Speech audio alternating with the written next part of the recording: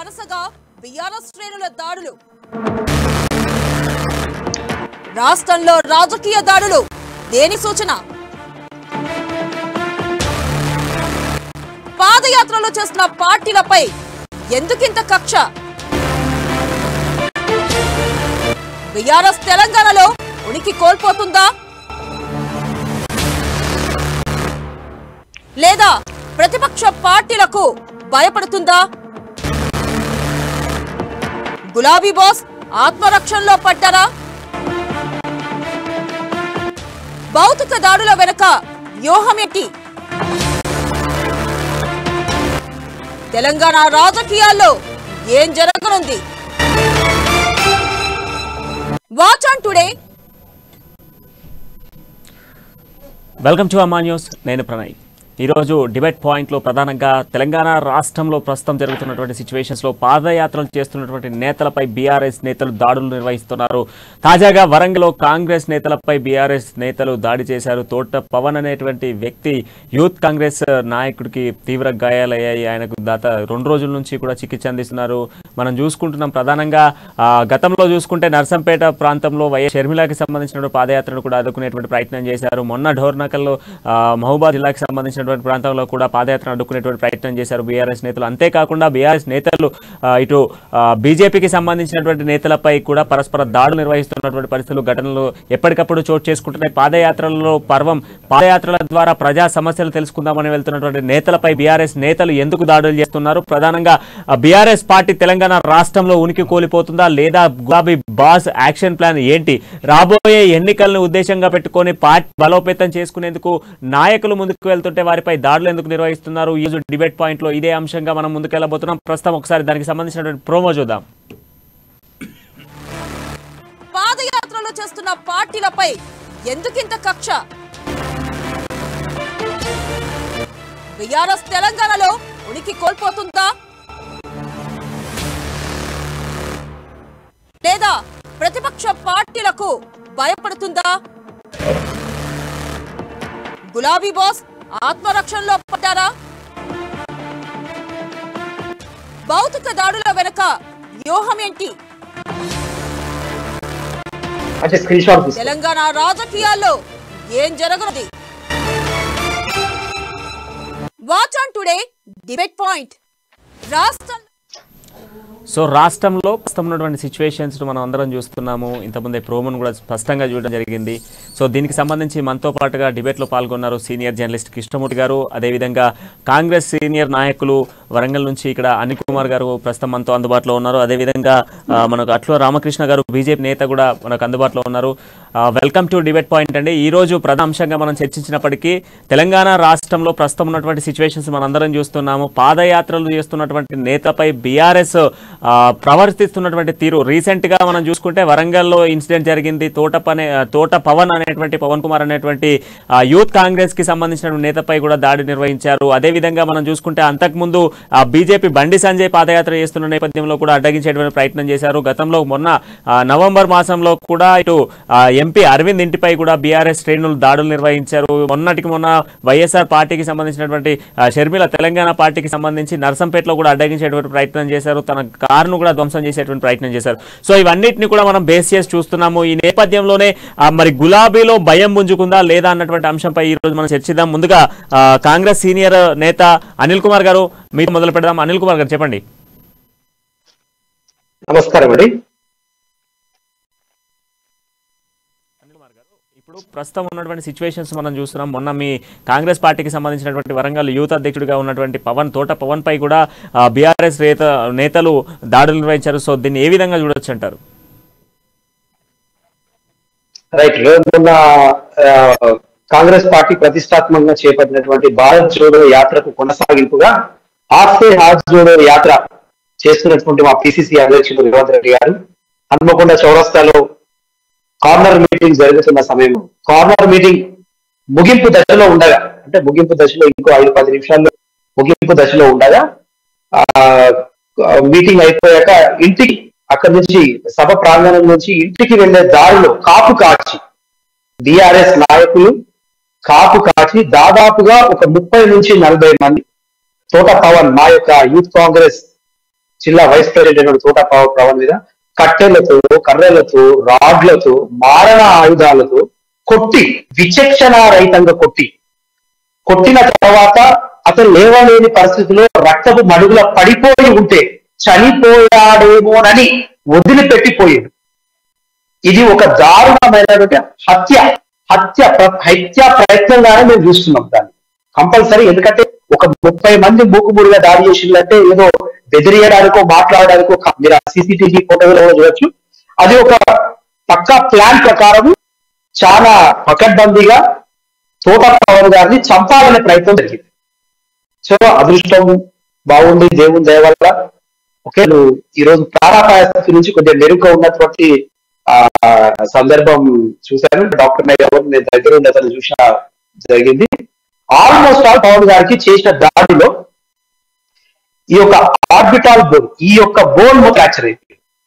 అదేవిధంగా facial bone అంటారు, ఈ బోన్ మొత్తం ఫ్రాక్చర్ అయిపోయింది. నేషనల్ బోన్ అంటారు, ఇది ఒకటి మొత్తం అయిపోయింది. దాదాపు ఇక్కడ మెదడుకు ముఖద్వారమైనటువంటి ఫ్రాంటల్ కూడా ఫ్రాక్చర్ అయి బ్లీడింగ్ అయ్యే అవకాశం ఉంది. రాబోయే రోజుల్లో ఈ యొక్క దెబ్బలకు ఫిక్స్ రావడం కానీ, పక్షవాతం రావడం కానీ అవకాశం కూడా ఉండే విధంగా రాడ్లు కట్టలతో కొట్టిల్లేదు.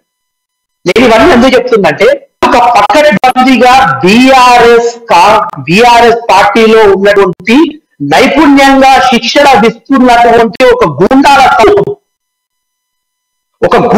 సమూహం అది నమ్మక కార్యకర్తలు కాదు. బీఆర్ఎస్ ప్రభుత్వం, బీఆర్ఎస్ పార్టీ గూండాల ఒక శిక్షణ శిబిరాన్ని ఏర్పాటు చేసి తయారు చేసినటువంటి గూండాలు చేసిన దాడి చాలా ప్రొఫెషనల్ గా దాచింది. ఒకటి బీఆర్ఎస్ కార్యకర్తలకు శిక్షణ ఇచ్చన్నా వాళ్ళను రౌడీలుగా గూండాలను తయారు చేసి ఉండాలి, లేకపోతే ఆల్రెడీ అండర్లో ఉన్నటువంటి గూండాలు రౌడీ షీటర్లను వీళ్ళు ఏ విధంగా అయితే ఎమ్మెల్యేలను కొనుగోలు చేసిందో అదేవిధంగా రౌడీలను కూడా కొనుగోలు చేసి బీఆర్ఎస్ పార్టీకి అనుబంధ సంఘంగా రౌడీ డిపార్ట్మెంట్ గా నడుస్తున్నటువంటి నాయకులతో దాడి చేయించింది. ఈ రోజు పాకిస్తాన్ లో కూడా అల్కాయిదా చూడాల్సిన అవసరం లేదు. ఐఎస్ఐ టెర్రరిస్టులు ఎక్కడ చూడాల్సిన అవసరం లేదు. కేసీఆర్ గారి ప్రభుత్వంలో కేటీఆర్ గారి అత్యంత విద్యావంతుడైనటువంటి కేటీఆర్ గారి గౌరవ అధ్యక్షతన హన్మకొండలో వినయ్ భాస్కర్ గారి శిక్షణ శిబిరాల్లో ఏర్పాటు చేసినటువంటి ఈ యొక్క గూండాలు రౌడీలు ఈ కాంగ్రెస్ కార్యకర్తల మీద, కాంగ్రెస్ నాయకుల మీద ఇంత మూమూడిగా దాడి చేసి చంపే ప్రయత్నం చేయడం అంటే ఇది ప్రజాస్వామ్యాన్ని మొత్తం అపహాస్యం చేయడం. పార్టీ యొక్క అధినాయకుడైనటువంటి పిసిసి ప్రెసిడెంట్ గారు, ఒక మెంబర్ ఆఫ్ పార్లమెంట్, ప్రధాన ప్రతిపక్షమైన నియోజకవర్గానికి మాకు రాష్ట్ర అధ్యక్షుడు సభలో వచ్చి మీరు దాడి చేయడం అంటే ఇది పూర్తిగా వరంగల్ జిల్లాలో లాండ్ ఆర్డర్ యొక్క విఫలం. రైట్, ఒక్కసారి రామకృష్ణ గారితో మాట్లాడదాం. రామకృష్ణ గారు, మీ వర్షన్ ఏంటి అసలు? వరుసగా దాడుల్ని మనం ఏ విధంగా చూడొచ్చు అంటారు? సో మొన్న రీసెంట్ గా మనం చూసుకుంటే బండి సంజయ్ పాదయాత్ర చేస్తున్న నేపథ్యంలో కూడా పలు ప్రాంతాలలో అడ్డగించేటువంటి ప్రయత్నం చేశారు, పరస్పర దాడులు చేశారు. సో దాంతో పాటుగా ఎంపీ అరవింద్ ఇంటి పైన కూడా విచక్షణీయ రహితంగా దాడులు నిర్వహించినటువంటి పరిస్థితులు ఉన్నాయి. సో ఏంటంటారు, బీజేపీ వర్సెస్ బీఆర్ఎస్ గా మారిన కొన్ని సిచ్యువేషన్స్ ఉన్నాయి. సో ఎందుకు బీఆర్ఎస్ అనేటువంటి పార్టీ ఎందుకు ఇంత కుట్రపూరితంగా పార్టీలు ఏదో ప్రజల్లోకి తిరిగి ప్రజా సమస్యలు తెలుసుకునేటువంటి పాదయాత్రలు చేస్తున్నటువంటి నేపథ్యంలో ఎందుకు దాడులు చేస్తున్నాయంటారు? బీఆర్ఎస్ కి ఒక అభద్రతా భావం ఏర్పడింది. భారతీయ జనతా పార్టీ ప్రజల సమస్యల మీద, ప్రజల కోసం పనిచేస్తూ ఉంది. టిఆర్ఎస్ అవినీతి, ఆక్రమణలు ఇవన్నీ కూడా బయటపెడతా ఉంది. ఎక్కడికక్కడ భారతీయ జనతా పార్టీ అంతా కూడా ప్రజల మధ్యలోకి వెళ్ళిపోయే విషయాలు చెప్తుండేసరికి ప్రజల్లో ఈ బీఆర్ఎస్ చేస్తున్నటువంటి వికృత చేష్టల మీద ప్రజల్లో వ్యతిరేకత వ్యక్తం అవుతా ఉంది. ఈ వ్యతిరేకతను కప్పిపుచ్చుకోవడానికి భారతీయ జనతా పార్టీ నాయకులను ఎక్కడ కూడా తిరగనివ్వడానికి వీల్లేదనే ఉద్దేశంతో భయభ్రాంతులు చేయడం కోసం గతంలో పాదయాత్ర చేస్తున్న సందర్భంగా అనేక చోట్ల దాడి చేసిన సంఘటనలు కానీ, హైదరాబాద్ నగరంలో ఎంపీ ఇంటి మీద దాడి చేసి ఎంపీ ఇంట్లోకి పోయి దౌర్జన్యం చేసిన సంఘటన కానీ మనం చూసాం. ఇది కేవలం భారతీయ జనతా పార్టీ ప్రజల మధ్యలో వస్తున్నటువంటి ఆదరణ, మద్దతుకు దాన్ని ఎట్లా అయినా తగ్గించాలనే ఉద్దేశం చేస్తున్నటువంటి ప్రయత్నాలే. మొన్న ఏదైతే తాండూరులో మురళీధర్ గౌడ్ అనేటటువంటి ఒక కార్యకర్త మీద దాడి చేసింది. ఎట్లా విపరీతంగా విచక్షణారహితంగా దాడి చేసినటువంటి దీంట్లో ప్రాణాపాయ స్థితిలోకి వెళ్ళిపోయిండు. ఆ విధమైనటువంటి పరిస్థితి, ఈ విధమైనటువంటి దాడులు అంటే కార్యకర్తలు వారు వీళ్ళు కానీ పట్టణాల్లో కానీ కార్యకర్తలు కార్యక్రమం లేకుండా ఉన్నా కూడా వారు ఇంటి మీద పోయి దాడి చేసేటువంటి పరిస్థితులు ఏర్పడతా ఉన్నాయి.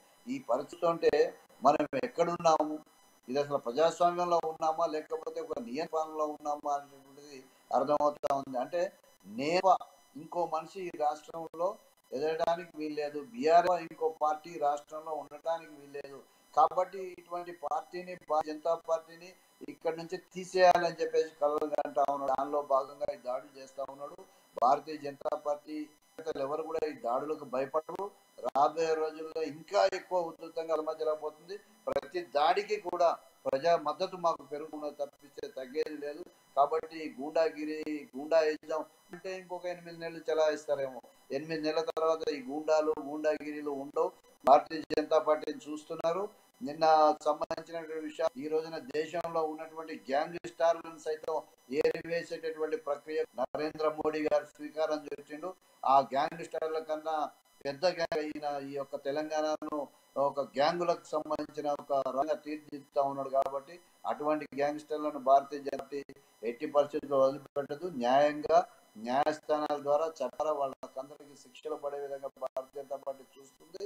భారతీయ జనతా ఆదరణ పెంచుకుంటుంది. రాబోయే రోజుల్లో ఈ బీఆర్ఎస్ దాడులకు తగిన గుణపాఠం. రైట్, ఒక్కసారి మనతో పాటుగా సీనియర్ జర్నలిస్ట్ కృష్ణమూర్తి గారు కూడా ఉన్నారు. కన్నీ కూడా ఆయనతో కూడా మాట్లాడదాం. కృష్ణమూర్తి గారు, ఇప్పుడు మనం చూసుకుంటే కొంతకాలంగా ఆల్మోస్ట్ ఆల్ మనం 6 నెలలు అనుకుందాం, ఈ 6 నెలల నుంచి కూడా బీఆర్ఎస్ పార్టీకి సంబంధించినటువంటి నేతలు ఎక్కడ పడితే అక్కడ ఇతర పార్టీకి సంబంధించినటువంటి నేతలపై విరుచుకపడుతున్నటువంటి సిచ్యువేషన్స్, పరస్పర దాడులు. ఇప్పటికీ మనం నిన్న ఇష్యూ చూసుకుంటే వరంగల్లో తోట పవన్కి సంబంధించి యూత్ కాంగ్రెస్కి సంబంధించినటువంటి అబ్బాయి పైన కూడా దాడి నిర్వహించారు. సో ఇది అంతా ఏంటి అసలు? అంటే బీఆర్ఎస్ తెలంగాణలో ఉనికి కోల్పోతుంది అన్నటువంటి ఒక అపోహతోని మాత్రమే దాడులు నిర్వహిస్తుందా, లేదా లేకపోతే పార్టీ ఎక్కడ ఇతర పార్టీలు బలోపేతం పెంచుకుంటాయి తెలంగాణలో అన్నటువంటి ఆలోచనతో చేస్తుందా? ఈ దాడులను మనం ఏ విధంగా చూడొచ్చు అంటే, గతంలో కేసీఆర్ కానీ మంత్రి కేటీఆర్ కానీ, సీఎం కేసీఆర్ కానీ మంత్రి కేటీఆర్ కానీ చెప్పారు, ప్రతిపక్ష పార్టీలను మేము ఎదుర్కొంటాం, ఈటికే జవాబు పత్తర్సే దేంగే, అంటే వాళ్ళు ఇటుకతోటి కొడితే మేము రాయితో కొడతామని. అంటే వాస్తవానికి ఏంటంటే అధికారంలో ఉన్న పార్టీ ఇది 2వ దఫా, కొంత ప్రజా వ్యతిరేకత కొంత పెరుగుతుంది అన్నప్పుడు దాన్ని ఏ విధంగా చేసుకోవాలి, ప్రతిపక్ష పార్టీలు చేసేటువంటి విమర్శలలో వాస్తవాలు ఏంది అవాస్తవాలు ఏంది అని ప్రజల్లోకి తెలుసుకొని ప్రజల్లో చెప్పాల్సి వాళ్ళకి సమాధానం చెప్పాల్సిన అవసరం లేదు. అంటే ప్రతిపక్షాలు చేసిన తర్వాత ప్రతిపక్షాలు చెప్పాల్సిన అవసరం లేదు. పాలకపక్షం ఇప్పుడు కూడా ప్రజలకు చెప్పాలి, ప్రజలు ఉండాలి. కానీ దాన్ని కాకుండా మేము ప్రశ్నిస్తే ఎదురుదాడి చేస్తాం, మమ్మల్ని ప్రశ్నించొద్దు, ప్రశ్నించే హక్కులు లేవు, మేము పోలీసులను అడ్డుపెట్టి అరాచకం సృష్టిస్తాము. మీరు నిన్న మొన్న జరిగిన వరంగల్ చెప్పారు, వరంగల్ బీజేపీ ఆఫీస్ మీద దాడి చేసి బీజేపీ నాయకుల వాహనాలను ధ్వంసం చేసినప్పుడు కూడా పోలీసులు ప్రేక్షకపాతం వహించారు. జనగామలో కూడా దాడులు జరిగాయి. ఇదే విధంగా కరీంనగర్లో దాడులు జరిగాయి.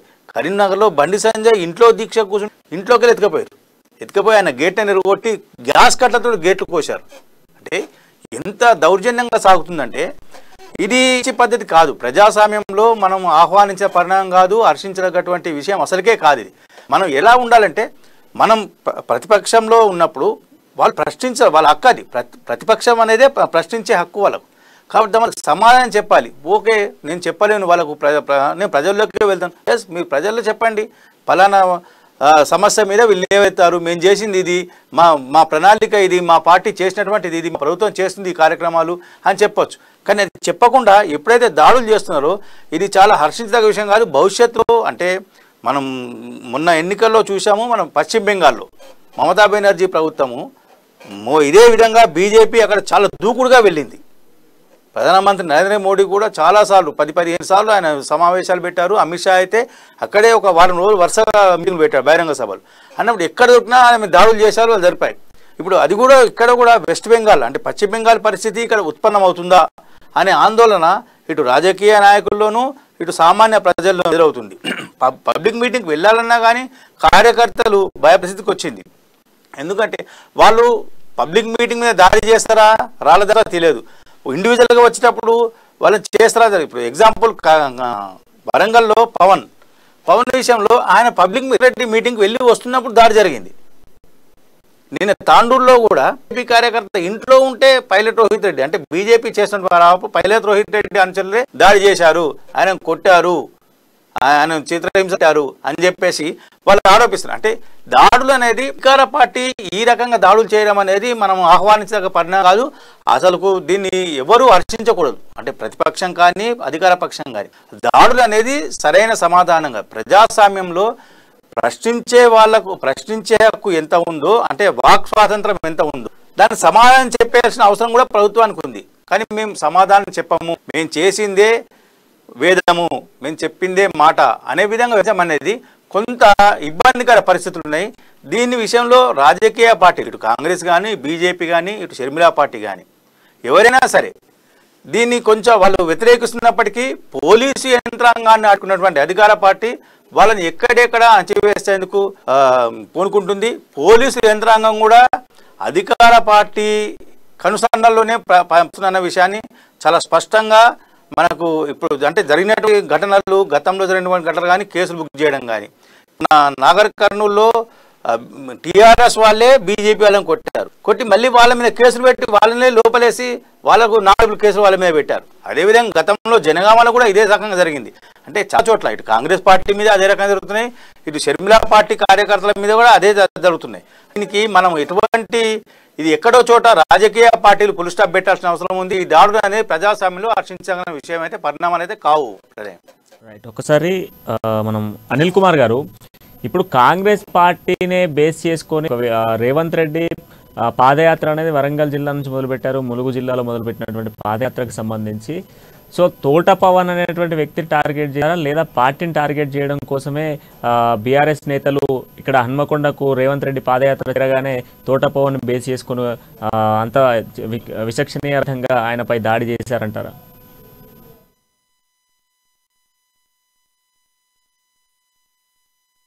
జరిగినప్పటికీ కూడా 100% ఇది పార్టీ మీద జరిగిన దాడి.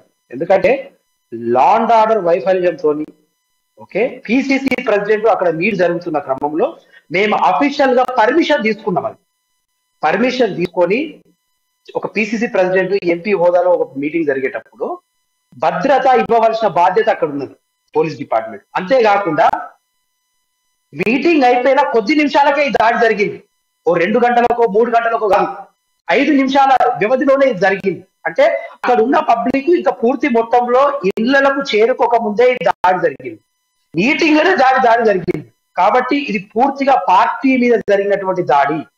రాష్ట్ర వ్యాప్తంగా మా పిసిసి ప్రెసిడెంట్ గారు చేపడుతున్నటువంటి హాస్కో ఆర్జోడ్ కార్యక్రమానికి ప్రధాన ప్రతిపక్షంగా మేము ఉన్నప్పుడు మేము ప్రజల్లో కాంగ్రెస్ పార్టీ పట్ల ఆదరణ పెరుగుతుందని, వేల సంఖ్యలో ప్రజలు వస్తున్నారని, ప్రజలు కాంగ్రెస్ పార్టీ చెప్పేటటువంటి ఆలోచనలు వినడం, దాని గురించి ఆలోచించడం ఒక చర్చనీయాంశంగా దాన్ని కన్వర్ట్ అవుతుంది. కాబట్టి ప్రజలను, కార్యకర్తలను, నాయకులను భయపాంతులను చేసి జరగబోయే సభలను ఆపాలని, అక్కడికి పాల్గొనే నాయకులను ఆపాలని, వచ్చిన కార్యకర్త ఇంతకుముందు జర్నలిస్ట్ గారు చెప్పినట్టు కార్యకర్తలను రావాలంటే భయపడే పరిస్థితి తీసుకురావాలని ఉద్దేశంతో నైపుణ్యంతో శిక్షణ ఇచ్చి పంపినటువంటి టిఆర్ఎస్ బీఆర్ఎస్ గూండాలు పార్టీ మీద చేసిన దాడి 100% ఇంకా చెప్పాలంటే మోర్ స్పెసిఫిక్ గా పవన్ కొట్టేటప్పుడు కూడా పవన్ మీద దాడి జరగగానే కొద్ది నిమిషాలలోనే నేను మా జిల్లా అధ్యక్షుడైనటువంటి నాయన రాజేందర్ రెడ్డి గారు వెంటనే మేము రీచ్ అయినాం.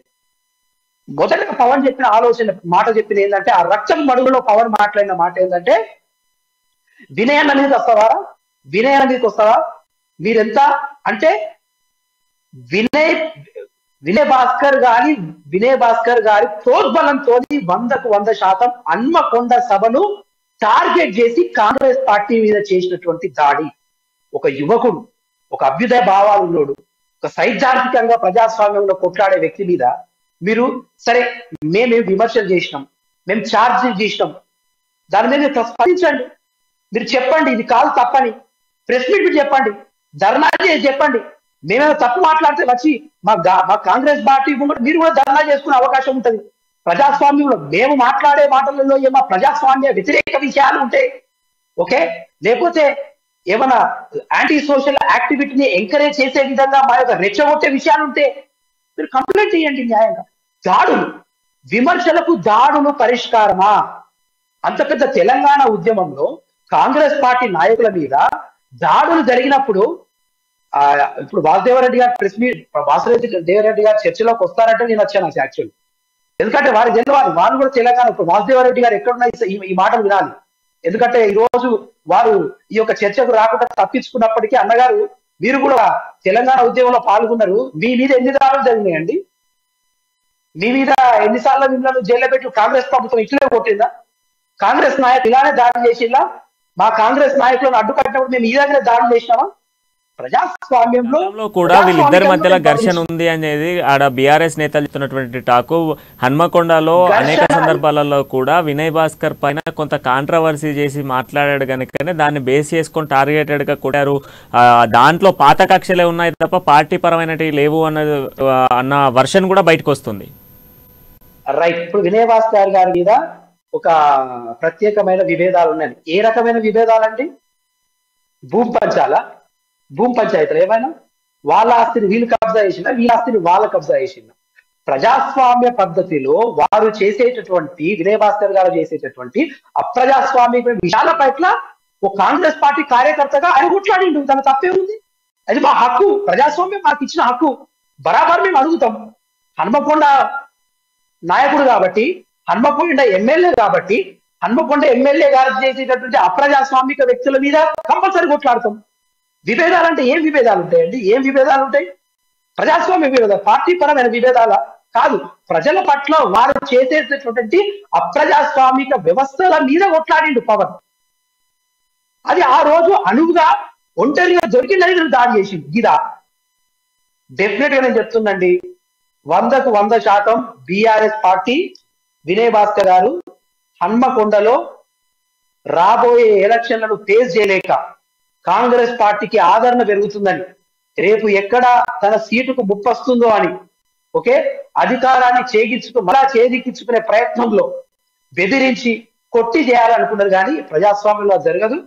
తప్పకుండా మీరు ఎన్ని దాడులు చేసినా కూడా, ఇప్పుడు మేము కూడా తెల్లారి బంధుకు పిలిపించినాం, మా యూత్ కాంగ్రెస్ వాళ్ళు వచ్చి ఎన్ఎస్సీ వచ్చి, మేము ఇలా దాడులు చేయలేక కాదు, ప్రజాస్వామికంగా పోయి సిపి గారికి కంప్లైంట్ ఇచ్చినాం, జరుగుతున్న విషయాలను చూడమని చెప్పినాం.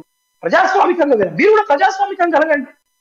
కానీ దాడులు చేసి రక్తం కళ్ళ చూసే విధంగా చూస్తే రేపు ఏంటంటే అధికారానికి ప్రతిరూపం రక్తమా? ఏ రక్త ప్రతిరూపాలతో తెలంగాణ తెచ్చుకున్నాం మనం? ఇదేనా? కేటీఆర్ గారు మాట్లాడాలి. అధిక విద్యావేత్తగా తనను తాను ప్రజెంట్ చేసుకునే ప్రయత్నం ఉంటారు కదా. వినయ్ గారు మీ కనుసైగల్లో ఎదిగినటువంటి నాయకుడు కదా, ఒక యువకుడు, యంగ్ ఎంటర్ప్రైనర్షిప్ గురించి మాట్లాడే కేటీఆర్ గారు ఒక యంగ్ యూత్, ఒక చదువుకున్న విద్యా వ్యక్తి, ఎంతో భవిష్యత్తు ఉన్న వ్యక్తిని ప్రజాస్వామికంగా కొట్లాడుతుంటే చంపాలనుకుంటారా? చంపి ప్రతీకారం చూసుకోవాలనుకుంటారా? చంపి ఎలక్షన్ లో గెలవాలనుకుంటారా? చంపి మీ ప్రభుత్వాన్ని తెచ్చుకోవాలనుకుంటారా? చంపిన శవాన్ని మీ ప్రభుత్వాన్ని ఫామ్ చేయాలనుకుంటారా? ఇలా మీ సిద్ధాంతం. కాంగ్రెస్ పార్టీ కాదు, నా రిక్వెస్ట్ ఏంటంటే యావత్ అన్ని పార్టీలు, ప్రజాస్వామ్యవాదులు, లౌకికవాదులు అందరూ కూడా స్పందించాలి. ఇది కేవలం జరిగిన దాడి కాదు, కేవలం కాంగ్రెస్ పార్టీ మీద జరిగిన దాడి కాదు, ప్రజల సమస్యల మీద గొంతెత్తినటువంటి ప్రతి గొంతిక మీద జరిగినటువంటి దాడి. కాబట్టి ప్రజాస్వామిక వ్యక్తులందరూ కూడా ప్రజాస్వామ్యాన్ని, గాంధీ ఒక బహుజన బిడ్డ, ఒక బీసీ ఇప్పుడిప్పుడే చదువుకొని వాళ్ళ అమ్మ ఒక పోలీస్ డిపార్ట్మెంట్ లో తన కొడుకుని చదువుకునేది. చిన్నప్పటి నుంచి యాక్టివిస్ట్ గా ఉండి కాంగ్రెస్ పార్టీ అభ్యుదయ విషయాలు, కాంగ్రెస్ పార్టీ సిద్ధాంతాలకు నచ్చిన కాంగ్రెస్ పార్టీలోకి వచ్చాడు. కాంగ్రెస్ పార్టీలోకి రాకముందు కూడా ఆయన ఈ విధంగా ఎన్నో విషయాల పట్ల కొట్లాడినాడు. ఓకేనా? ఈ చంపే ప్రయత్నం అండి ఇదా? సో దీన్ని ఎట్టి పరిస్థితిలా మేము సహించేది లేదు. రోజుగా దీని మీద మా యొక్క తీవ్రత మేము బెస్తున్నాం. చివరి వరకు ఇది వరంగల్లో శాంతి నెలకొల్పే వరకు, మళ్ళొకసారి ఇటువంటి దాడులు పునరావృతంగా చూసే వరకు మా పోరాటం ఆగదు. పోలీస్ డిపార్ట్మెంట్ కూడా మేము చెప్తున్నాం, ఆ సీసీ కెమెరా ఉన్నటువంటి నిందితులందరినీ కూడా, డ్రగ్స్ తీసుకొని మరి కొట్టారండి. విచక్షణ రహితంగా ఒక మనిషిని కొట్టాలంటే చాలా ధైర్యం కావాలి, మనిషి చాలా ధైర్యంతో ఉండాలి. అంత విచక్షణ రచనకు వచ్చిందంటే వారు డ్రగ్స్ తీసుకొని మరి కొట్టింది. వాళ్ళు చంపాలని కేవలం తల మీదనే పదే పదే పదే పదే తల మీదనే కొట్టింది. ఇంకో ఒకటి లేదా రెండు దెబ్బలు ఇంకో పడి ఉంటే ఈ రోజు ఉండపోయేవాడు కాదు, 100కి 100 పాలు చనిపోయేవాడు. అసలు వేరే వాడైతే ఆ దెబ్బలకు 100% చని ఉండాలి. ప్రత్యక్షంగా నేను ఆ దెబ్బలను చూసిన నేను అవన్నీ. కాబట్టి ముమ్మాటికి ఇది కాంగ్రెస్ పార్టీ మీద జరిగినటువంటి దాడి కాదు, ప్రజాస్వామిక గొంతుకపై జరిగిన దాడి. వినయ్ భాస్కర్ గారికి బీఆర్ఎస్ పార్టీకి వ్యతిరేకంగా వినిపిస్తున్నటువంటి ప్రతి గొంతుక మీద జరిగిన దాడి. ఈ రాబోయే రాజుల్లో రాజకీయంగా ఈ పెరుగు మీద జరుగుతున్నటువంటి దాడి ఒకసారి మీరు కూడా కృష్ణమూర్తి గారితో మాట్లాడదాం. కృష్ణమూర్తి గారు, ఇప్పుడు బీఆర్ఎస్ చేస్తున్నటువంటి భౌతిక దాడుల వెనుక ఉన్నటువంటి వ్యూహం ఏంటి? ఇప్పుడు బీఆర్ఎస్ నేతలు బయటికి వచ్చి ఒక ప్రెస్ మీట్ పెట్టాలి అన్నా కూడా అదంతా కూడా కేసీఆర్ కనుసైగల్లో జరుగుతూ ఉంటుంది. సో అట్లాంటి వ్యూహం ఉన్నటువంటి పార్టీ ఈ భౌతిక దాడుల వెనుక కూడా అప్పర్ హ్యాండ్స్ ఉండుంటాయా? అసలు ఏంటి అసలు ఈ వ్యూహం అంతా ఎవరిది? వ్యూహ రచయిత ఎవరు అసలు? బీఆర్ఎస్లో చీమ చెట్టుకుమన్నా అధిష్టానం ఆదేశం ఉండాల్సిన అవసరం ఉంటుంది. అయితే దాడులకు కూడా అంటే గతంలో ఓపెన్గా ఇటు KCR press conference, CM KCR press కాన్ఫరెన్స్లో చెప్పారు, అసెంబ్లీ వేదికగా మంత్రి కేటీఆర్ కూడా చెప్పారు, దాడులకు ప్రతి దాడులు తప్పవు, ఖచ్చితంగా ఉంటాయి, మేమేందో చూపిస్తాం, ఇక నుంచి మా తడాకా నిలుస్తాం అని చెప్పేసి వాళ్ళు బహిరంగంగానే సవాల్ చేశారు. ఆ వెంటనే వాళ్ళు సవాల్ చేసిన వెంటనే, వాళ్ళు ప్రకటన చేసిన వెంటనే దాడులు మొదలయ్యాయి. అంటే బండి యాత్రతో కానీ, ఇప్పుడు రేవంత్ రెడ్డి జరిపినటువంటి కానీ, షర్మిల యాత్రల మీద కానీ.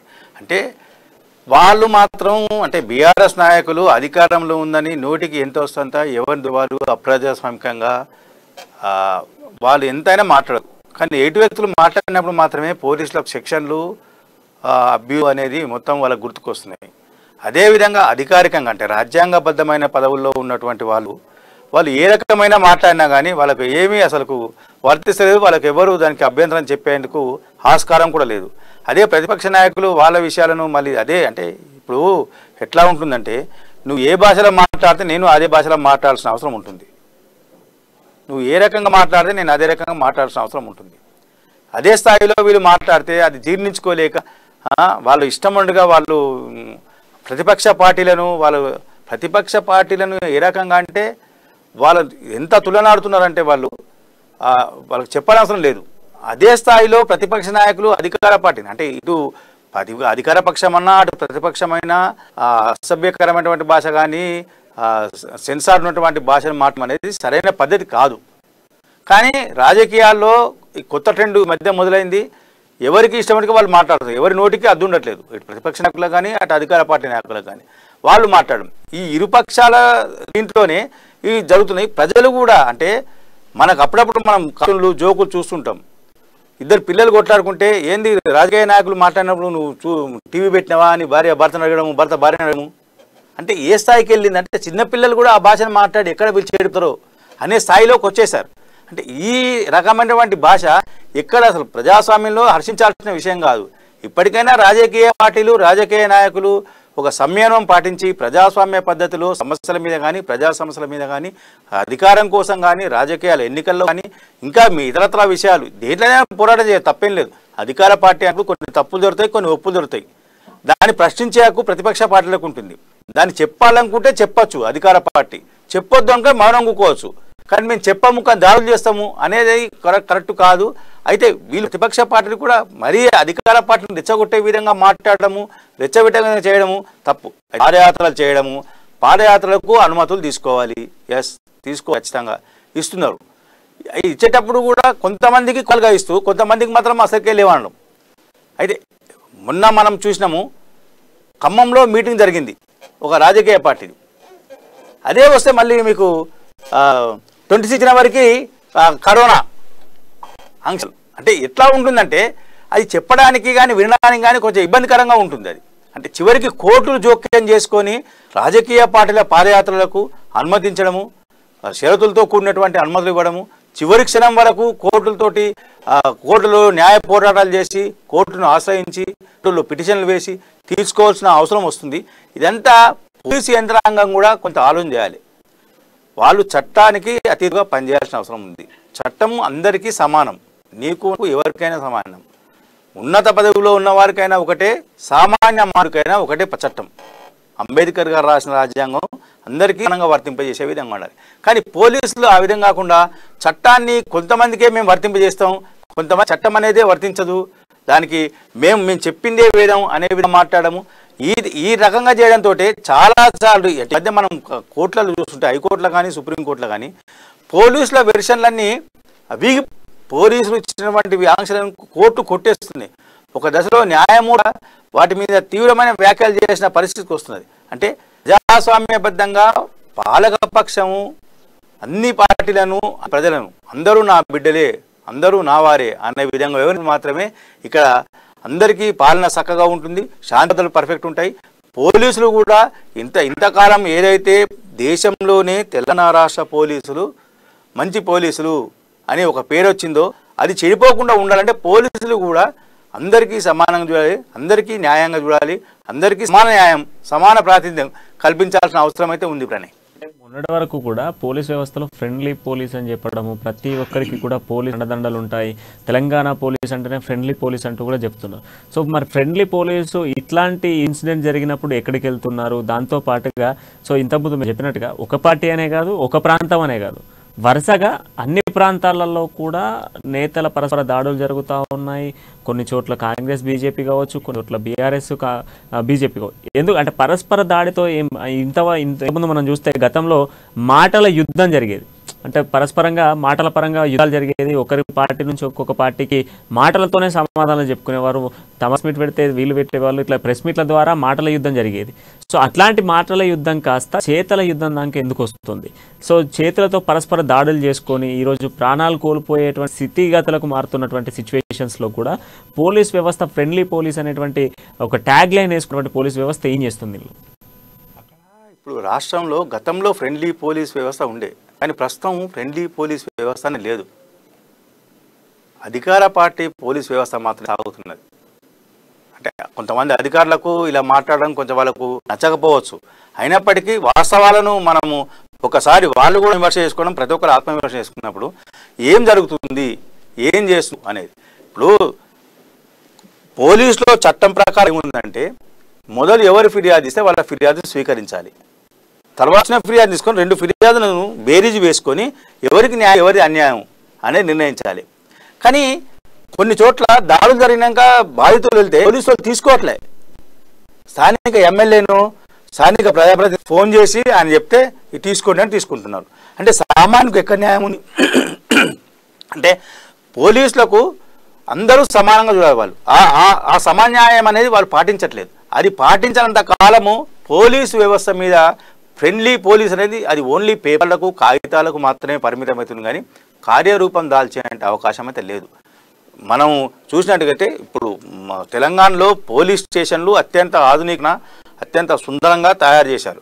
దానికి రిసెప్షన్ విభాగం అని పెట్టారు. అక్కడ నిన్న కూడా డీజీపీ గారు వీడియో కాన్ఫరెన్స్ చేసినప్పుడు పోలీస్ స్టేషన్కి వచ్చిన వాళ్ళు రిసెప్షన్లో అటువంటి వ్యక్తితోటే మొత్తం పోలీసుల వ్యవస్థ మీద పేరు వస్తుందని చెప్పారు. అక్కడ లేదు. ఇప్పుడు వాళ్ళు ఒక ఫిర్యాదు కంప్లైంట్ ఇచ్చాడు, నాకు పలానా బాధ జరిగింది, నేను వెళ్తుంటే నాకు ఇబ్బంది జరిగింది అన్నప్పుడు వెంటనే పోలీసు స్పందించి ఎందుకు జరిగింది, ఎవరు ఏంది అని నిర్ణయించాలి. నువ్వు ఎందుకు పోయావు, నీకు అక్కడే ఎందుకు పోయావు అంటే నీకు కావాలని కొట్టినంటున్నావా, లేకపోతే నీకు అని ఉన్నాయా, ఈ రకంగా ప్రశ్నలతోటి అసలు ఫిర్యాదులు తీసుకోకుండా చేయడం ద్వారా కొంత ఇబ్బందికరంగా ఉంది. పోలీసుల మీదుగా ఒక రకమైనటువంటి ప్రజల్లో ఒక దురభిప్రాయం ఏర్పడే అవకాశాలు అయితే చాలా ఉన్నాయి. ప్రణయ్, ఒక్కసారి మనం అనిల్ కుమార్ గారు, ఇప్పుడు కేవలము కాంగ్రెస్ మాట్లాడినటువంటి మాటలు కొంత రెచ్చగొట్టేతనంగా ఉన్నాయి, రెచ్చగొట్టే విధంగా మాట్లాడారు కనుకే ఈరోజు దాడి జరిగింది. అలా ఎక్కడ రెచ్చగొట్టినట్టు మాట్లాడినా కూడా ఖచ్చితంగా కూడా బీఆర్ఎస్ దాడులు నిర్వహిస్తుంది. ఎందుకంటే పార్టీ అనేది ప్రజలలో ఉన్నటువంటి పార్టీ, ఆ పార్టీని బ్లేమ్ చేసేటువంటి ప్రయత్నం చేస్తే ఎవరిని వదలమంటూ కూడా బీఆర్ఎస్ నేలు చెప్తున్నారు. రెచ్చగొట్టే విధంగా అంటే ఏం రెచ్చగొట్టినామండి? ఏం రెచ్చగొట్టినాం? తెలంగాణ వచ్చిన 7-8 సంవత్సరాల తర్వాత ఇంతవరకు కూడా ఎవరికి డబుల్ బెడ్రూమ్ ఇల్లు ఇస్తాన మీరు హామీ రాలేదు అని అంటున్నాం. అది రెచ్చగొట్టినట్ట. 2 లక్షల ఇంటికి ఒక ఉద్యోగం ఇస్తాన్న బీఆర్ఎస్ ఇంతవరకు ఇవ్వలేదు అని చెప్పినాం. అది రెచ్చగొట్టినట్ట. ఆ యువతకు కేజీ నుండి పీజీ ఉచిత విద్యుత్ ఇస్తామని చెప్పి, ఉచిత విద్య ఇస్తామని చెప్పి అది అడుగుతున్నాం, దాన్ని రెచ్చగొట్టినట్ట. దళితులకు 3 ఎకరాల భూ అని చెప్పిళ్ళు, అది ఏది అని అడుగుతున్నాం, అది రెచ్చగొట్టినట్ట. చదువుకున్న విదేశాలకు వెళ్ళి చదువుకునేటువంటి దళిత గిరిజన బహుజన బిడ్డలకు ఆ ఆ విదేశీ విద్యకు కావాల్సిన స్కాలర్షిప్ ఇస్తా అన్నారు, అది అది అది ఏది అని అడుగుతున్నాం, అది రెచ్చగొట్టినట్ట. ఫీజు రియంబర్స్మెంట్ ఇస్తా అన్నారు, అది ఇవ్వలేక ఎంతో మంది విద్యార్థులు డిగ్రీలు పీజీలు చేసి ఉద్యోగాలు లేక పై చదువులు చదవలేక ఇంట్లో ఉంటున్నారు, దాన్ని రెచ్చగొట్టినట్ట. ఇంకా ఇంకా చెప్పాలంటే ఆరోగ్యశ్రీ కాంగ్రెస్ పార్టీ ప్రతిష్టానంగా చేపట్టి లక్షల మందికి ఈ రోజు ఉచితంగా వైద్యాన్ని అందిస్తున్న తరుణంలో బిల్లులు రాక చాలా దవాఖానాలు ఆరోగ్యశ్రీని ఎత్తేసినాయి, దాన్ని పునరుద్ధరీకరించాలని అంటున్నాం, దాన్ని రెచ్చగొట్టినట్ట. ఓకేనా? ఎవరికి తెలంగాణ ద్రోహులకు పక్కన పెట్టుకొని వాళ్ళకు అందలాలను ఎక్కించి వాళ్లకు ఆ స్థానాలు ఇస్తున్నారు, అది ఎందుకు అని అడుగుతున్నాం, అది రెచ్చగొట్టినట్ట. ఆంధ్రోళ్ళు లేని తెలంగాణ కావాలంటే ఈ రోజు జరుగుతున్నటువంటి తెలంగాణలో ఉన్నటువంటి కోట్ల కాంట్రాక్ట్లన్నీ ఆంధ్రోళ్ళకు అప్పచెప్తారు, అది ఎందుకు అని అడుగుతున్నాం, అది రెచ్చగొట్టినట్ల. జర్నలిస్టులకు భూమిని ఇస్తాన్నారు, వాళ్ళ పక్షాన్ని అడుగుతున్నాం, అది రెచ్చగొట్టినట్ట. ఖమ్మంలోని మరియమ్మను లాకప్ డెత్ చేసి ఎందుకు అని అడుగుతున్నాం, అది రెచ్చగొట్టినట్ట. రైతు బేడీలు వేసి రోడ్ల మీద నడిపిస్తున్నారు, అది ఎందుకు అని అడుగుతున్నాం, అది రెచ్చగొట్టినట్ట. భూ కబ్జాలు నుంచి 1000 కోట్లు ఎరికేసుకుంటున్నట్టు టిఆర్ఎస్ ప్రభుత్వం అలా చేయొద్దు అని అడుగుతున్నాం, అది రెచ్చగొట్టినట్ట. అడిగిన యువకులను అన్యాయంగా జైళ్లలో పెట్టి పీడిస్తున్నారు, హింసిస్తున్నారు, అట్లా చేయొద్దు అని అడుగుతున్నాం, అది రెచ్చగొట్టినట్ట. ప్రజాస్వామ్య దేశంలో, ప్రజాస్వామ్య రాష్ట్రంలో ఎమ్మెల్యేలను గేదెల్లాగా అప్పులు కోట్ల రూపాయలు ఇచ్చి పార్టీలు మార్చుకొని కడలు కప్పుకొని చేసుకుంటారు, అది రెచ్చగొట్టినట్ట. గెలిచినటువంటి సర్పంచ్లను, జెడ్పీటీసీలను, ఎంపీటీసీలను, వేరే పార్టీలను గెలిచిన గేదెల లెక్క లక్షల నుండి కోట్లు పెట్టి కొంటారు, అది చేసి ప్రజాస్వామ్యాన్ని కూలి చేయొద్దు అంటాం, అది రెచ్చగొట్టినట్ట. ఏ ఉద్దేశంతో అయితే తెలంగాణలో ఏర్పడిందో, ఏ ఉద్దేశాలతో ఆత్మ గౌరవంతో తెలంగాణ ఏర్పడిందో, ఈ రోజు తెలంగాణ ప్రజలకు ఆత్మ గౌరవం లేదు అని గల్లబట్టి అడుగుతున్నాం, అది రెచ్చగొట్టినట్ట. ఇది మేము అడుగుతున్నది. దీన్ని కూడా మీరు రెచ్చగొట్టారు అనుకుంటే ఆకలి ఉన్నోనికే కొట్లాడతారు అన్నగారు. తెలంగాణ ఇచ్చిన వాళ్ళం కాంగ్రెస్ మన కేంద్ర ప్రతిసారి ఒకసారి తెలంగాణ దేశంలో అండి మాకు చాలా బాధ్యత ఉన్నది. నువ్వు తెలంగాణ తెచ్చినోడు అయితే సీఎం గారు ఈ దేశానికే స్వతంత్రాన్ని ఇచ్చి వర్షన్ ఏ విధంగా ఉంది అనేది కూడా తెలుసుకుందాము. రూపరాజ్ గారు, ఇప్పుడు తెలంగాణలో జరుగుతున్నటువంటి పార్టీల పాదయాత్రలు మనందరికీ తెలిసిన విషయమే. పార్టీలు పాదయాత్రలు చేస్తున్నటువంటి నేపథ్యంలోనే బీఆర్ఎస్ నేతలు పరస్పర దాడులు నిర్వహిస్తున్నారు. ఎక్కడికక్కడ కూడా పాదయాత్రలను ఆపేసేటువంటి ప్రయత్నం చేస్తూ ఉన్నారు. దాంతో పాటుగా బీఆర్ఎస్ శ్రేణులు ఇటు బీజేపీ కావచ్చు, నిన్న వరంగల్లో కాంగ్రెస్ కావచ్చు, అంతకుముందు ఖమ్మంలో కావచ్చు, బండి సంజయ్ కరీంనగర్లో కావచ్చు, ఎంపీ రేవంత్ ఎవరైతే ఎంపీ అరవింద్ ఇంటిపై కూడా దాడులు నిర్వహించారు. సో ఈ దాడులన్నీ కేవలము బీఆర్ఎస్ తెలంగాణ రాష్ట్రంలో ఉనికి కోల్పోయేటువంటి స్థితిగతులు మారుతున్నాయి కనుక దాడులు నిర్వహిస్తుందా, లేదా పార్టీని బలోపేతం చేసేందుకే ఇటు పాదయాత్రలు చేస్తున్నటువంటి పార్టీలపై ఎక్కడ ప్రజలలో అభిమానం పెరుగుతుందో, ఎక్కడ ప్రజలు ఆ పార్టీల వైపు మరలుతారో అన్నటువంటి ఆలోచనతోనే దాడులు నిర్వహిస్తుందా? దీనికి మీ దగ్గర ఉన్నటువంటి వర్షన్ ఏంటి? అందరికీ విషయం తెలుస్తుందండి. ఈ రోజు బీఆర్ఎస్ పార్టీ అని ఈ రోజు రాష్ట్రాన్ని బాగు చేయనోడు దేశాన్ని బాగు చేస్తున్న ఇంటికి గెలవని బయట గెలుస్తా అని పోతున్నాడు చూడండి. జనాలందరూ గుర్తిస్తున్నారు. ఒక్క విషయం మీకు చెప్పబోతున్నాను. ఇక్కడ పాదయాత్రలు ఏ పార్టీ అయినా చేసుకోవచ్చు, బహిరంగ సభలు పెట్టుకోవచ్చు, కార్నర్ మీటింగ్స్ అని బీజేపీ ప్రతి క్షేత్రంలో మీటింగ్ జరుపుతుంది. మీటింగ్లపై ఉన్న 50 మంది 100 మంది పైన కూడా దాడులు చేస్తున్నారండి. ఈ రోజు సబ్ డివిజన్ ఇన్ఛార్జ్ల స్థాయిలో మీటింగ్లు జరుగుతుంటే అక్కడ కూడా మహిళలని చూడకుండా కూడా ఈ రోజు దాడులు చేస్తున్నారు. ఓల్డ్ సీట్ లో కూడా ఎంఐఎం దాడులు చేస్తున్నారు. అంటే మీరు ఇక్కడ ఆల్రెడీ ఉనికి ఇంకా వీళ్ళు అసలు బహిర్గత ఇవన్నీ కూడా తెలియక ఏదో ముందుకు వెళ్ళాలా పెట్టి జనాలకు ఇచ్చినటువంటి హామీలు కూడా ఎక్కడ కూడా నెరవేర్చడం లేదండి. జనాలందరూ గ్రహిస్తున్నారు. ఈ రోజు హైదరాబాద్ నగరంలో కావచ్చు, మొట్టమొదటిగా తెలంగాణ ప్రభుత్వం ఏర్పడిన తర్వాత లాల్రాజా మాంకాళి దేవాలయానికి వచ్చి హామీ ఇచ్చిపోయాడండి. మాంకాళి దేవాలయం కట్టిస్తానని. ఇట్లా తెలంగాణ మొత్తంలో ఇచ్చినటువంటి హామీలు ఎన్నో ఉన్నాయండి. కూడా హామీలు నెరవేర్చకుండా జనాలను మభ్యపెట్టి మోసం చేస్తూ రైట్, ఒక్క సెకండ్. అనిల్ గారు, ఇంతకుముందు మీరు మాట్లాడుతూ ఒక మాట అన్నారు, ప్రజాస్వామ్య దేశంలో, ప్రజాస్వామ్య రాష్ట్రంలో ఎవరైనా ఎక్కడైనా చేసుకునేటువంటి హక్కులు కల్పించినటువంటి రాష్ట్రము, కేవలం మేము ప్రశ్నించినందుకే మాపై పరస్పర దాడులు చేస్తున్నారు, మేము ప్రశ్నించే తత్వంలో మేము ఉన్నాము, తెలంగాణ తీసుకొచ్చినటువంటి రాష్ట్రము, తెలంగాణ ఇచ్చినటువంటి కాంగ్రెస్ పార్టీకి సంబంధించినటువంటి వాళ్ళపైన ఇటువంటి దాడులు జరుగుతున్నాయన్నారు. నిజంగా తెలంగాణ రాష్ట్రంలో ప్రజాస్వామ్యం ఇప్పటికీ బతికుందా? లేదండి. ఎప్పుడైతే ఏ రోజైతే కేసీఆర్ గారు ప్రమాణ స్వీకారం చేసిండో అదే రోజు ప్రజాస్వామ్యం చచ్చిపోయింది రాష్ట్రంలో. ఎందుకు చెప్పాలా? ప్రజాస్వామికంగా ఎన్నుకోబడ్డ ఒక ప్రభుత్వం ఎలక్షన్లకు ముందు మేము దళితులను సీఎం చేస్తా అని చెప్పి దాదాపు 4 కోట్ల ప్రజలున్నటువంటి తెలంగాణలో 50 లక్షల మంది, అంటే 25% దళితులు ఉన్నటువంటి ఈ రాష్ట్రంలో ఏ ఒక్క వాళ్ళ యొక్క 50 లక్షల మంది ఓట్లతో నువ్వు వాళ్ళని మభ్యపెట్టి ప్రభుత్వం ఫామ్ చేసినాక మొట్టమొదటే నువ్వు దళితుల్ని కాకుండా నువ్వే ముఖ్యమంత్రి అయి మొదట సంతకం చేసిన రోజే నువ్వు ప్రజాస్వామ్యాన్ని కూని చేసిపోయావు. 8 సంవత్సరాలు కాదు, ఏ రోజైతే టిఆర్ఎస్ ప్రభుత్వాన్ని చేసిందో ఆ మరుక్షణమే ఈ రాష్ట్రంలో ప్రజాస్వామ్యం అనేది చనిపోయింది. ప్రజాస్వామ్యం లేదు ఈ రోజు జర్నలిస్ట్ గారు మాట్లాడుకుంటూ ఒక మంచి మాట అన్నారు.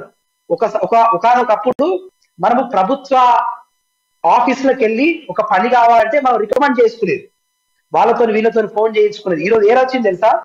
ఈ రోజు ఏదన్నా ఒక కష్టం వస్తే పోలీస్ స్టేషన్లకు పోయి అర్జీ పెట్టుకోవాలనుకున్నప్పటికీ కూడా దానికి కూడా రికమెండేషన్ అవసరం వచ్చింది. ఫ్రెండ్లీ పోలీస్ ప్రజాస్వామ్యం అదే ఇంకెక్కడ ప్రజాస్వామ్యం? రోడ్ల మీద కొట్టి చంపుతున్నారండి. ప్రశ్నిస్తే ప్రజాస్వామ్యం అంటారు. ఇంకా రోడ్ల మీద కొట్టి చంపుతున్నారు. మా భూమి మాకు గుంజుకోవద్దని అడిగినటువంటి రైతులను వేడి లేచి నడి రోడ్డుగా నడిపిస్తుంది ప్రభుత్వం. అడవులలో ఆదివాసులుగా ఉన్నటువంటి ఈ దేశానికి, ఈ యొక్క నాగరికతకు మూలవాసులైనటువంటి ఆదివాసీలు మా పోడు భూముల మీద మాకు హక్కు కల్పించండి అంటే ఆ మహిళలను వేడి లేచి నడిపిస్తుంది ఈ ప్రభుత్వం. ఎవరైనా రోడ్ల మీదకి వచ్చి మన హక్కులను కాపాడుకోవాలంటే దొంగ కేసులు పెట్టి నెలల తరబడి జైల్లో పెడుతుందండి ఈ ప్రభుత్వం. ఇంకెక్కడండి ప్రజాస్వామ్యం? అడిగిన వాళ్ళను చంపుతాని ముందే పవన్ మీద జరిగినటువంటి దాడుల్లాగా ముందుగానే హెచ్చరిస్తుంది ఈ ప్రభుత్వం. నువ్వు రేపు గెలిచినా కూడా, నువ్వు రేపు బీజేపీలో గెలిచినా, కాంగ్రెస్ లో గెలిచినా, సిపిఎం లో గెలిచినా, ఇంకో పార్టీలో గెలిచినా నీ మీద తప్పుడు కేసులు పెడతాం, ఐటీ సోదాలు చేస్తాం, నీ భూములు ఆక్రమిస్తాం, నిన్ను అడ్డంగా కొని మళ్ళీ బీఆర్ఎస్ ప్రభుత్వంలోనే కలుపుకుంటాం, బీఆర్ఎస్ పార్టీలో కలుపుకుంటామని ముందే సవాలు వదిలి మళ్ళీ ఎలక్షన్లు చేసి మలుపుకుంటానండి. ఇంకెక్కడి ప్రజాస్వామ్యం అండి? ఇంకెక్కడి ప్రజాస్వామ్యం?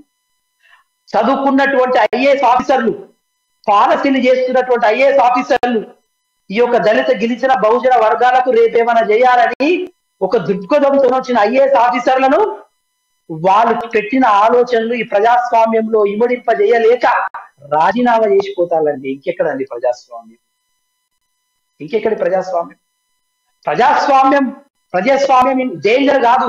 ప్రజాస్వామ్యం already murdered in Telangana. So ఈ రాష్ట్రంలో ప్రజాస్వామ్యం లేదు. సో ప్రజలు ఇప్పటికైనా, నేను ఒకటే చెప్తున్నా, స్వతంత్రానికి ముందు ఈ ప్రజలందరూ బానిసత్వంలో బ్రిటిష్ కింద బ్రిటిష్ కల్పించి కాంగ్రెస్ ప్రభుత్వం వాళ్ళకు హక్కులు ఇచ్చి మళ్ళీ ప్రజలుగా పౌరులుగా తీర్చిదిద్దింది. ఈ రోజు ఈ బీఆర్ఎస్ ప్రభుత్వం మళ్ళీ రాష్ట్రంలో బీఆర్ఎస్ ప్రభుత్వం, కేంద్రంలో బీజేపీ ప్రభుత్వం ఆ రాజ్యాంగాన్ని కాల రాసే విధంగా మళ్ళా వాళ్ళను పెట్టుబడిదారి వ్యవస్థలో, ఆంధ్ర కాంట్రాక్టుల వ్యవస్థలో ఈ రాష్ట్రాన్ని, దేశాన్ని అప్పగించి మళ్ళీ ప్రజలను బాసత్వం కిందికి తీసుకుపోయి ప్రజాస్వామ్యాన్ని కూలీ చేసే విధంగా, ప్రజాస్వామ్యాన్ని చేసే విధంగా, అలానే ఈ రాష్ట్రంలో దేశం లేకుండా చేసే విధంగా ప్రయత్నం జరుగుతుంది. దాంట్లో భాగంగానే కాంగ్రెస్ పార్టీ మీద, ప్రవణ్ మీద జరిగినటువంటి దాడి. ఇది ప్రజాస్వామ్య గొంతుకులపై జరిగిన దాడి. మీరేమంటారు? అసలు నిజంగానే పార్టీ ఉనికి కోల్పోతుంది, బీఆర్ఎస్ ఉనికి కోల్పోయే సిచ్యువేషన్ ఉంది కనుకనే దాడులు చేస్తుందంటారా? ఉనికి కోల్పోతున్నారు. ప్రతి పార్టీకి ఉనికి ఉంటుందండి.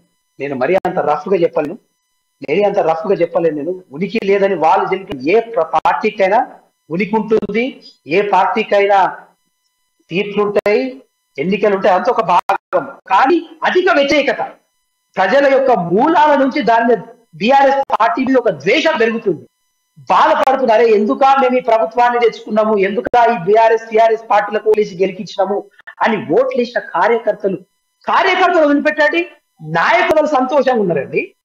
బీఆర్ఎస్ పార్టీలో నేను సంతోషంగా ఉన్నా అని మనస్ఫూర్తిగా గుండె మీద చేసుకొని చెప్పే నాయకులు ఎందన్నా చెప్పారండి. మంచి నాయకులు ఈరోజు జైలు వేసిన పాపం. అడ్వకేట్ గారు వారి పేరు ఎత్తారు, నాకు గుర్తు రావట్లేదు, వరంగల్ నుండి.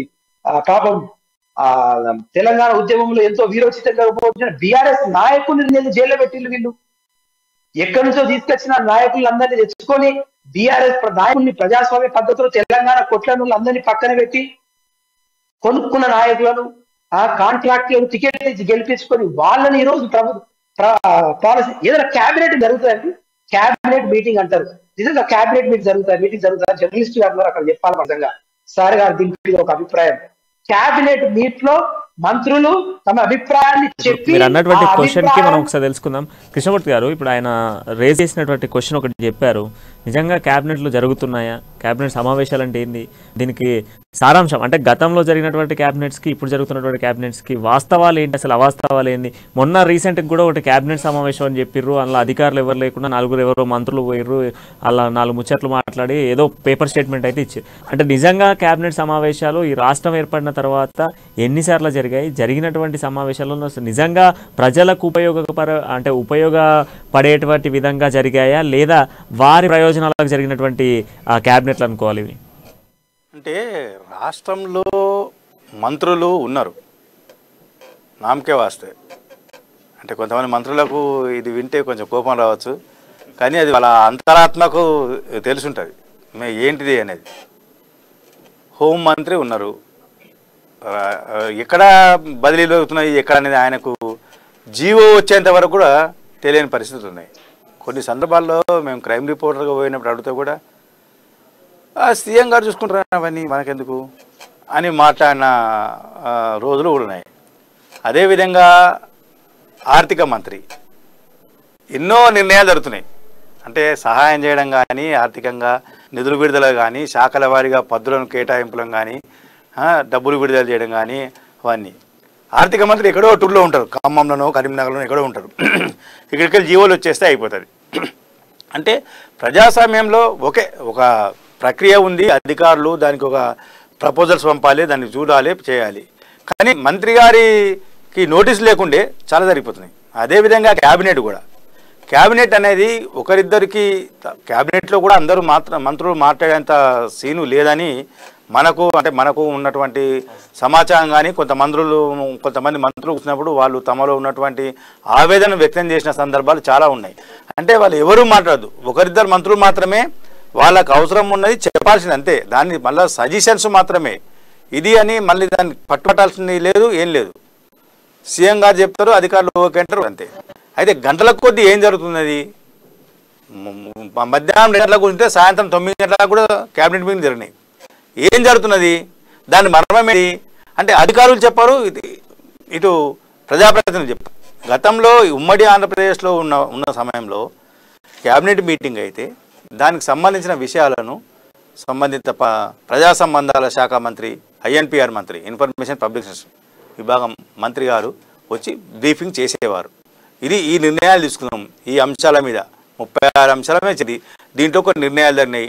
కొన్నింటి అధికారులకు సజెషన్స్ అడిగినాము, కొన్ని పక్షాలతో మాట్లాడాలనుకుంటున్నాము, కొన్ని చెప్పేవాళ్ళు. మీరు వచ్చిన 8 సంవత్సరాలుగా గమనిస్తే మనము ఎక్కడా కూడా అధికారులతో మాట్లాడతాము చెప్పినామనే లేదు, ఒక అఖిలపక్షం లేదు, అఖిలపక్షంలో ఒక నిర్ణయం తీసుకున్నామనేది లేదు. అంటే క్యాబినెట్ మీటింగ్లో కేవలం సీఎం గారు చెప్పడము, అధికారులు ఓకేనా రావడం. అధికారులు కూడా చాలా అనుమానాలు ఉన్నాయి అధికారులు. అంటే ఈ పథకం తీసుకొస్తున్నారు, లేకపోతే ఇవి ఇస్తారు, ఇది చేయమన్నారు, సాధ్యమా అసాధ్యమా? అసాధ్యం అంటే తెలంగాణ ప్రగతి భవన్ మెట్లకు ఎక్కద్దు ఆయన సార్, ఇది తప్పు సార్, ఇది చేయొద్దు అంటే ప్రగతి భవన్ మెట్లద్దు అంటే అధికారులు వాళ్ళు ఆఫ్ ది రికార్డులో మనకు చెప్పినటువంటి విషయాలు. అంటే ఇట్లా చాలా సంఘటనలు ఉన్నాయి. అదేవిధంగా అంటే ఇది విషయాలనే ప్రతిపక్ష పార్టీలు ఈ మధ్య కాలంలో అధికారులు వచ్చారు. అంటే నిన్నటి వరకు, మొన్నటి వరకు, సంవత్సరం క్రితం వరకు క్యాబినెట్లో, కేసీఆర్ క్యాబినెట్లో పనిచేసిన ఈటెల రాజేందర్ గారు అనేక విషయాలు అంటే నాగలో కూడా కొన్ని నిర్ణయాలు జరిగిపోయినాయి ఆ శాఖలో, ఆర్థిక శాఖలో అని ఆయన అసవేదిక కూడా అనేక సందర్భాల్లో ఈ మధ్య కాలంలో ఆయన ఈ విషయాలు బహిరంగంగా వ్యక్తం చేసినటువంటి సందర్భాలు ఉన్నాయి. అదేవిధంగా ఆర్థిక శాఖ మంత్రిగా కానీ, ఆరోగ్య మంత్రి కానీ ఆయన తీసుకున్న నిర్ణయాలు ఏవి తెలియదు. అక్కడి నుంచి ఆశయి అధికారులు చెప్తారు, మంత్రి గారు ఓకే అనాల్సిందే, అంతే. ఇక మిగతా ఏమి అవి నిర్ణయాలు ఏవా, సాధ్యమా అసాధ్యమా, చర్చిద్దాము, కూర్చుందాము, గ్రూప్ ఆఫ్ మినిస్టర్స్ కూర్చుందాం అనే విషయాలు కూడా ఇక్కడ ఎక్కడ వాటి లేనటువంటి సందర్భాలే ఉన్నాయి. వాస్తవం, మీరు చెప్పింది వాస్తవం. ఒకసారి రూపరాజు గారు, ఇప్పుడు బీఆర్ఎస్ చేస్తున్నటువంటి ఏదైతే దాడులు ఉన్నాయో దీన్ని మనం ఏ విధంగా చూడొచ్చు? అంటే తెలంగాణలో ఉనికి కోల్పోతుందన్నటువంటి ఆలోచనతోనే దాడులు చేస్తుందా, లేదా ఇదంతా కూడా తెర వెనక వ్యూహం అంటారా?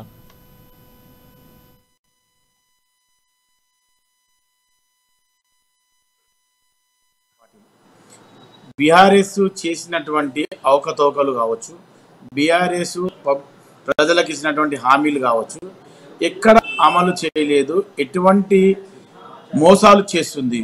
ఈరోజు ప్రతి ఎమ్మెల్యే నియోజకవర్గంలో అండి దొరికినంత దోచుకొని ఎలక్షన్లకు ఖర్చు పెట్టుకో అని చెప్పేసి టీఆర్ఎస్ ప్రభుత్వము ఈరోజు ఎమ్మెల్యేలకు వదిలిపెట్టండి. ఏ ఎమ్మెల్యేకి పోయినా కానీ ఎక్కడండి ఈ దళిత బంధు ఇవ్వడానికి ఎమ్మెల్యేకి అధికారం అండి. ఆ దళిత బంధు ఎవరికి ఇచ్చారండి? ఏ దళితునికి ఎవరికి సామాన్యంగా దొరకలేదండి. ఈ రోజు ఒక విషయం చెప్తున్నానండి, ధరణి పోర్టల్ వచ్చింది. ధరణి పోర్టల్ ద్వారా ఎంతమందికి లాభం జరిగిందండి? ధరణి పోర్టల్ ఎవరి కొరకు ఏర్పాటు చేశారు? ఎక్కడనన్నా మీరు చూస్తున్నారు, అన్ని అవకతవకలే ధరణి పోర్టల్లో. మీరు నిజాయితీగా చెప్పాలంటే రైతు బంధు వస్తుంది అంటున్నారండి. ఎంతమంది పేద రైతులకు రైతు బంధు అందుతుంది? రైతు పేదవాడైతే ఒక 5 ఎకరాల వరకు భూమి ఉంటుందండి, మా అంటే 10 ఎకరాలు, వాళ్ళకు రైతు బంధు ఇవ్వడం సహజంగా సంతోషం. ఈరోజు 100 ఎకరాల భూములు ఉన్న వాళ్ళకు రైతు బంధు ఇచ్చి వాళ్ళు అమెరికాలలో అక్కడ సెటిల్ అయిన వాళ్ళు వచ్చి ఈరోజు రైతు బంధు తీసుకొని వెళ్తున్నారండి. అంత పెద్ద పెద్ద భూస్వాములు ఈరోజు రైతు బంధు కూర్చున్న దగ్గర వాళ్ళకు డబ్బులు వస్తున్నాయండి. ఎవడైతే రైతు పండించే వాడికి, పంట పండించే వాడికి ఈరోజు లాభం జరగట్లేదండి. మేము అడుగుతున్నాము, ఎవడైతే రైతు కష్టపడుతున్నాడో అటువంటి వాడికి లాభం జరగాలి.